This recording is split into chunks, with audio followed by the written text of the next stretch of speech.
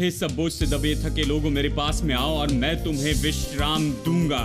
विश्राम दूंगा। इसमें वो भी लोग हैं जिन्होंने काम किया और पीसे गए, खुद को मानो पीसने तक काम करते रहे और शून्य हो गए और कुछ नहीं कमाया, दिखाने के लिए कुछ नहीं। ये उन लोगों से कहता है कि तुम मेरे पास में आओ और मैं तुम्हें विश्राम दूंगा।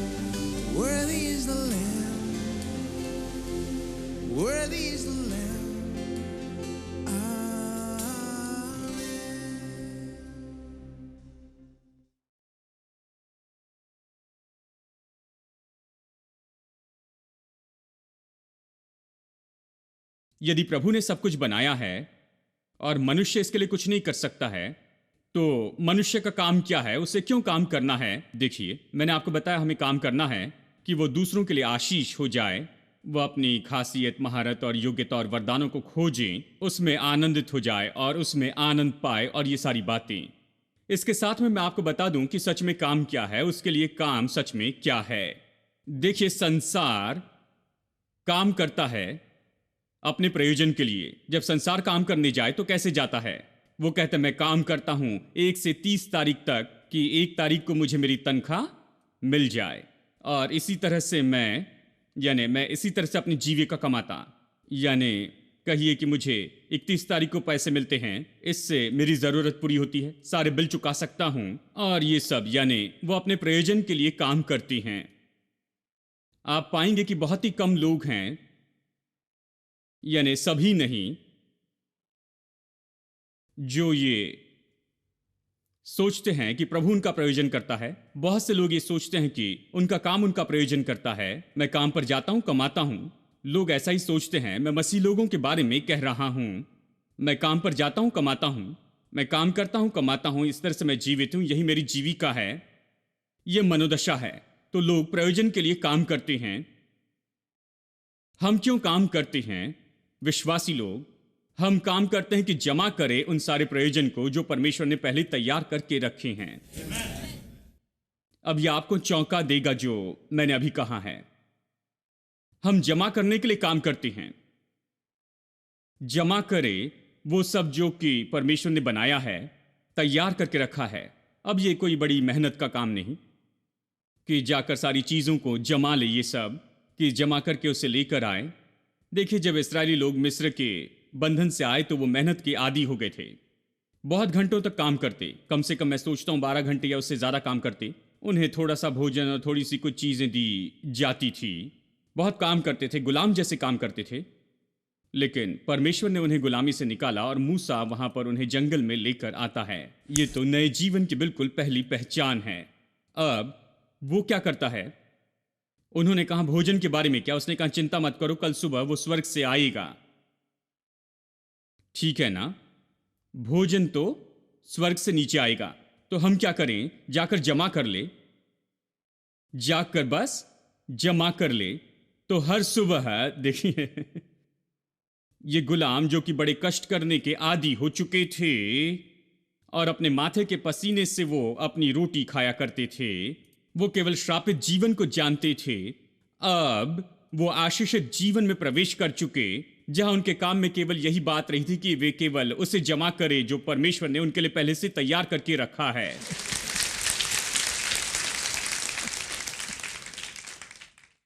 अभी भी कुछ लोगों के लिए, ओ मेरे प्रभु, मेरे परमेश्वर, कुछ लोग यही सोच रहे हैं। मैं यही बात कह रहा हूं, आपको जो कुछ भी चाहिए उसे परमेश्वर ने पहले से ही तैयार करके रखा है। आपको जो कुछ भी चाहिए वो सब कुछ पहले से ही तैयार किया गया है। जब आप कल काम पर जाएंगे तो आप अलग तरह से काम करेंगे। आप काम पर जाएंगे जमा करने की मानसिकता के साथ। आप ये कहते हुए जाएंगे, मेरे परमेश्वर ने सब कुछ तैयार किया, मेरे क्लाइंट मेरी राह देखते हैं, मेरे कस्टमर तैयार हैं, मेरी डील्स तैयार हैं, सब कुछ मेरे पास में आ रहा है। यीशु के नाम में द्वार खुल रहे हैं, चमत्कार हो रहे हैं, परमेश्वर द्वार खोल रहा है, मेरे जीवन में काम हो रहा है, आलोक की कृपा मेरे जीवन में बस बहती जा रही है।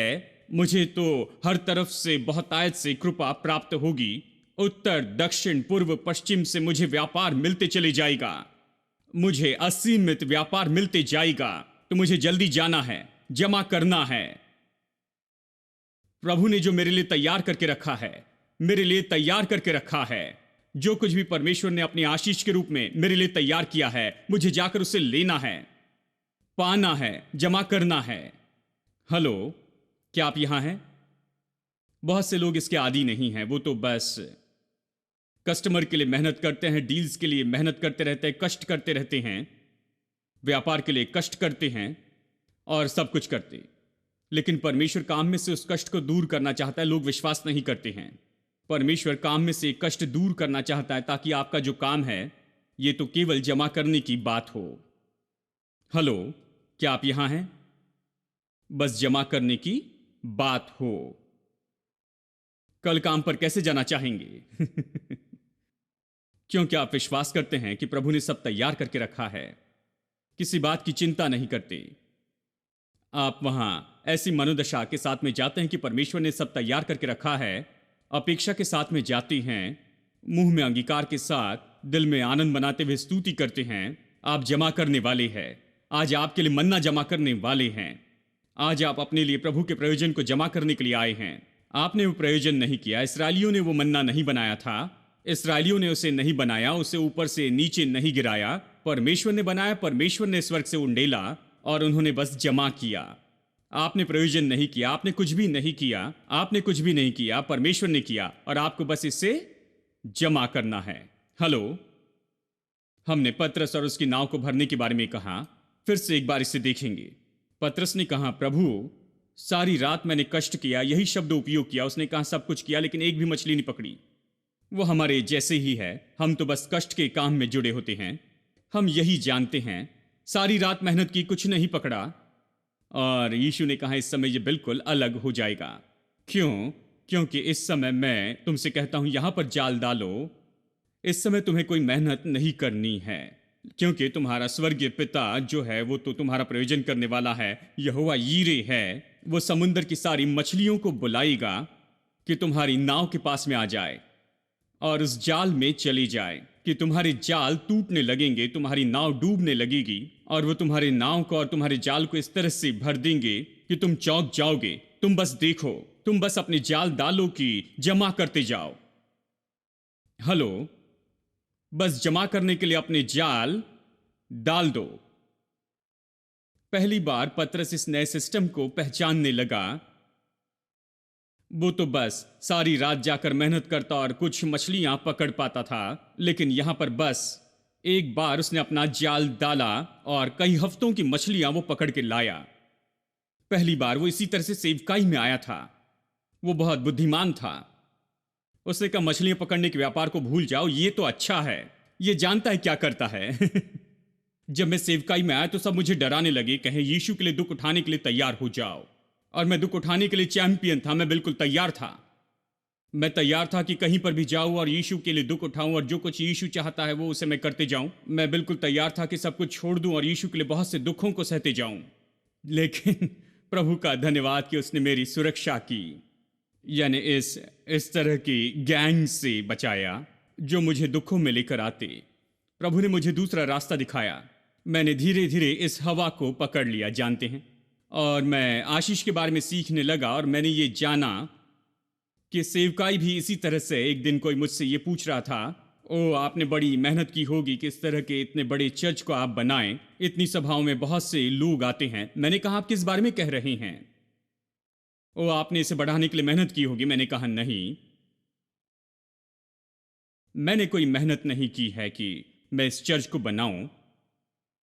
क्या मुश्किल है, हर हफ्ते मैं सूट पहनता हूं, इस एयर कंडीशन बिल्डिंग में आता हूं, संदेश प्रचार करता हूं, जाकर अच्छा भोजन करता हूं और कुछ समय तक लेटकर सोता हूं। वो मुझे फिर से जगाते, मैं आकर फिर से वही संदेश प्रचार करता हूं। संदेश कभी नहीं भूलता हूं, वही संदेश प्रचार करता, फिर वापस जाकर फल खाता हूं और फिर लेट जाता हूं। फिर वो आकर मुझे फिर से उठाते, मैं तैयार हो जाता हूं, फिर से अच्छे से संदेश देता हूं, फिर घर जाकर खाना खाता हूं, सोता हूं। कुछ लोग कह रहे हैं ओ मेरे प्रभु, जानते हैं। एक भाई ने कहा आप सच में बहुत बहुत मेहनत कर रहे होंगे। हाँ, एक समय मैंने किया है। मैं बताऊं, मैं पतरस जैसे था, सारी रात मेहनत की और कुछ भी नहीं पकड़ा। मुझे पता ये कैसे है। जब सारी रात मेहनत करते हैं, कुछ भी नहीं पकड़ते हैं, आप यहां जाल डालते हैं, वहां जाल डालते हैं, सब कुछ करते हैं, कुछ भी नहीं पकड़ते हैं। फिर बाद में मैंने ये पाठ सीख लिया। मैंने ये सीखना शुरू किया कि सेवकाई इस तरह से नहीं है। सेवकाई इस तरह से होती है, परमेश्वर सेवकाई में से सारे कष्ट को दूर करना चाहता है कि मेरे लिए इसे आसान बनाए।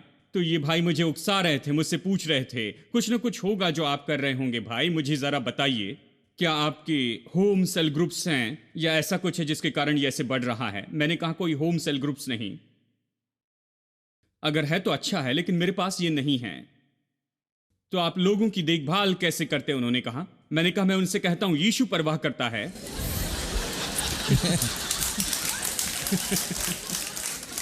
ये तो उससे बेहतर है कि मैं उनकी देखभाल करूं और उन्हें कुछ लोगों के हाथ में सौंप दूं। ये भयानक होगा, कई बार मुश्किल होता है। मैं कहता हूं लोगों से कि यीशु आपकी परवाह करता है, अपनी सारी चिंता यीशु पर डाल दो और वो तुम्हारी परवाह करता है और ये अच्छे से काम करता है।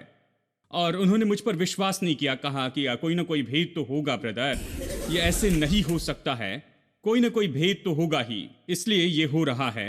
आप क्या करते हैं? मैं रविवार की सुबह आकर प्रचार करता हूं, रविवार शाम को भी प्रचार करता हूं, मंगलवार शाम को फिर से प्रचार करता हूं। आपका ये कहना है आप प्रचार करते हैं और लोग आते हैं क्योंकि वो विश्वास करते, प्रचार करने पर कोई नहीं आता। प्रचार में उनका इतना विश्वास है, वो कहते हैं कुछ चमत्कार करना होगा, ये और वो करना होगा। मैंने कहा भाई जब मैं प्रचार करता हूं, मैंने पाया कि प्रचार के समय चमत्कार होते हैं। बहुत से लोग अपने जीवन में चमत्कारों का अनुभव करते जाते हैं। हमारे पास समय भी नहीं है कि गवाही के लिए उन्हें सामने लेकर आए, उन्हें सब कुछ कहने लगाए। हम बस वचन की शिक्षा देते हैं, इसे प्रचार करते हैं क्योंकि हमारे पास ज्यादा समय नहीं होता है। लेकिन फिर भी विश्वास नहीं किया। कोई ना कोई भेद तो जरूर होगा ब्रदर। मैंने कहा मैं आपको रहस्य बताता हूं, वो है आशीष, और उसने इसके बारे में नहीं सुना था। मैंने कहा इसे आशीष कहते हैं। ये तो आशीष है। आशीषी वो है जो लोगों को लेकर आती हैं सभाओं के बाद सभाओं में। पता नहीं वो कहां से आते हैं, वो पतरस की नाव में मछलियों के जैसे आते हैं, वो हर जगह से आते हैं। 2 सभाएं और बढ़ा दे तो भी वो आते रहेंगे। वो सब नाव में आना चाहते हैं, वो जाल में आकर रहना चाहते हैं। मैं बस जाल डालता हूं। क्या आपको पता है आप पहले से ही जाल में हैं? चिंता मत कीजिए, आप अच्छे जाल में हैं। मैंने कहा, खैर उन्होंने कहा कि आपने बड़ी योजना बनाई होगी, 100 ग्रुप बनाए होंगे, 100 जगह पर भेजे होंगे, बड़े कार्यनीति से आपने लोगों तक पहुंचने की योजना बनाई होगी कि शहर तक पहुंचे। मैंने कहा कुछ नहीं, कुछ भी नहीं। पूरे शहर से लोग आते हैं, कुछ भी नहीं है। वो चौंक गए। मैंने कहा एक दिन पूरा शहर आएगा, आप देखते रहिए। क्यों? क्योंकि अगर आशीष है तो वो उन्हें लाएगी। ये तो आशीष है, ये आशीष है। हां, ये प्रभु की आशीष है, ये आशीष है। मैं आशीष में विश्वास करता हूं, आशीष में बड़ा विश्वास करता हूं, इसलिए आशीष का प्रचार करता हूं। मैं आशीष में विश्वास करता हूं। यदि आप सच में आशीषित हैं, अगर आप पर प्रभु की आशीष है कि आप उससे ले जो कि बेकार है और उसमें से आप कुछ अच्छा बनाएं, महिमा में बनाएं, क्योंकि आशीष ही है जो आपके द्वारा ऐसा कुछ बनाती है। आमेन। तो हमारा काम सेवकाई में भी मैं सोचता हूं ये जमा करना ही है। मैं क्या करता हूं? लोगों को जमा करता हूं। बाइबल कहती है, मैं सेवकों को ये बताता हूं, वो इसे नहीं समझते हैं। जानते हैं, जब हमारे मिनिस्टर्स मीटिंग में आते हैं उन्हें लगता है मैं कहानी बता रहा हूं। बाइबल कहती है कि प्रभु चर्च में जोड़ता है। ये नहीं कहते मैं जोड़ता हूं या कोशिश करता हूं, नहीं नहीं, प्रभु जिसे चाहे उन्हें वो चर्च में जोड़ता है। क्या आप जानते हैं, प्रभु चर्च में जोड़ता है। जब प्रेरित पौलुस को कहीं भेजा गया तो पवित्र आत्मा ने कहा, मैंने वहां बहुत सी आत्माओं को तुम्हारे लिए रखा है। मतलब ये आदमी वहां पर पहुंचने के पहले से ही मछलियों का पैक तैयार था कि नाव में आ जाए। उसे जो भी मछलियां पकड़नी थी सब वहां पर तैयार थी। यही सेवकाई है। सेवकाई ये नहीं कि मैं कहीं पर जाकर बड़ी मुश्किल का सामना करता हूं। सेवकाई तो यह है कि मैं विश्वास करता हूं कि यहोवा यीरे वो है जो आत्माओं का प्रबंध करता है। ये मेरे काम के द्वारा नहीं, मैं जो करता हूं उसके द्वारा नहीं, ये बस इसलिए कि मैं प्रचार करता हूं और प्रभु लेकर आता है और जोड़ता है। इसके पहले कि ये उस शहर में जाए, प्रभु ने कहा वहां पर लोगों को मैंने तैयार किया, मैंने उन्हें तैयार करके रखा है। अगर तुम जाकर जाल डालो तो वो सब आएंगे। इसी तरह पौलुस इफिसुस और ऐसी दूसरी जगह पर गया और बड़े चर्च बनाए जहां पर हजारों लोग आते थे। जानते हैं, क्योंकि परमेश्वर ने लोगों के समूह को वहां पर उनके लिए पहले से ही तैयार किया था। मैं विश्वास करता हूं यह भी बिल्कुल ऐसे ही हुआ है। जब मैंने यहां पर शुरुआत की, परमेश्वर ने आप सभी को तैयार करके रखा था। आप नहीं जानते हैं। आप सब अलग जगह पर थे, चर्च में जाना नहीं चाहते थे। कुछ लोग चर्च से नफरत करते थे, कभी चर्च में आना नहीं चाहते थे, लेकिन आप सब यहां पर बैठे हैं। कुछ लोगों ने कहा मैं चर्च में कभी नहीं आऊंगा, लेकिन आप सबसे पहले आते हैं। आपको कुछ हुआ है क्योंकि परमेश्वर ने तैयार किया है। परमेश्वर ने तैयार किया पहले से ही। तो मैं बस आता हूं और जाल डालता हूं और चौंक जाता हूं, सारी मछलियां आती हैं। आमेन। स्वागत है।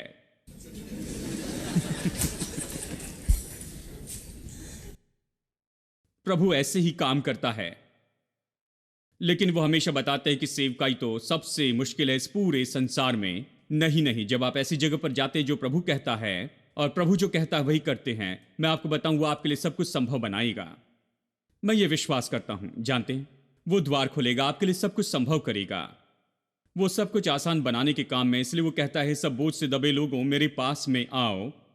अब वो इसे आत्मिक बना देते हैं। जो लोग बोझ से दबे हैं, मेहनत करते हैं, सब लोग जो आत्मिक रूप में दबे हुए हैं, ये तो हर तरह से बोझ से दबे हुए लोग हैं। हे सब बोझ से दबे थके लोगों मेरे पास में आओ और मैं तुम्हें विश्राम दूंगा।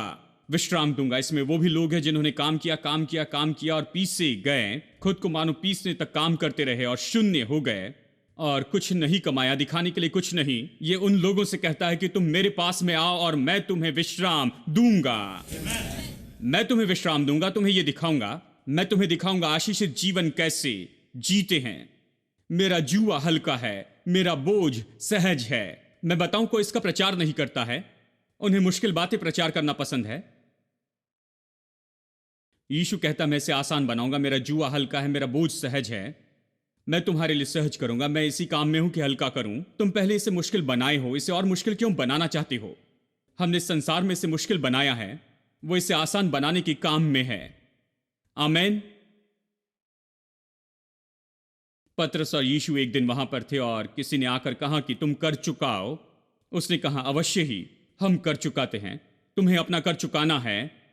और सब एक दूसरे की ओर देखकर कहने लगे, मेरे प्रभु ये सब कैसे कर चुकाएंगे। यीशु ने पतरस की ओर देखकर कहा, तुम मछुआरे हो, बस जाओ, पहली मछली पकड़ो जो आती है, उसका मुंह खोलना, एक सिक्का मिलेगा और तुम अपने लिए और मेरे लिए कर चुकाना, दोनों के लिए।